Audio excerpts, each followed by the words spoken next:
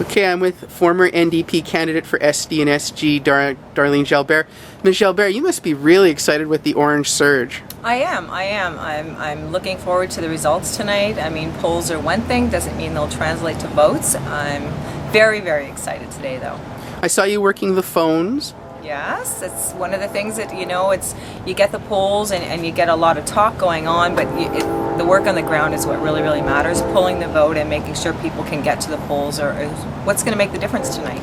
Now, what do you think is the big difference between voter attitudes towards the NDP this election and last election when you were running? Well, I think a lot of it has to do with 5 years of the Harper government. People are really, really fed up and they're looking for change.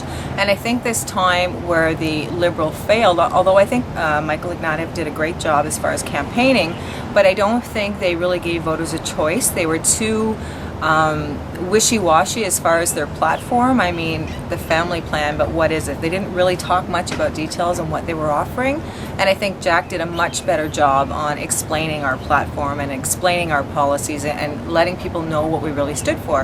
And also, I think the difference is we've been talking the same talk for years and years, and what people are starting to realize is that the Liberals talk orange during a campaign, but they vote blue, and they've been doing that for 2 years. Now, here in SD and SG, the polls are predicting Mr. Lauzon is most likely going to win again. How has the message penetrated in this riding? Are you guys going to finish number 2? I'm really hoping so. I'm still hoping we'll finish number 1, Jamie. That's what we're aiming for. If that's not the case, I think you have to give Guy credit where credit is due. He does work very, very hard. He attends many functions. Unfortunately, his policies aren't anything at all that I could support in the past or going forward. I have no faith whatsoever that his attitude towards governing and even our riding would change. I mean, he's disappointing me a lot of times. Very disappointed in him in the past, and I have no faith for the future either. All right. And any last words for the... Well, I will just leave you with some words from Tommy Douglas that I'm really hoping for today.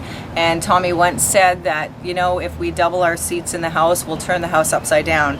But if we become government today, we'll turn the House upside right. So here's to victory.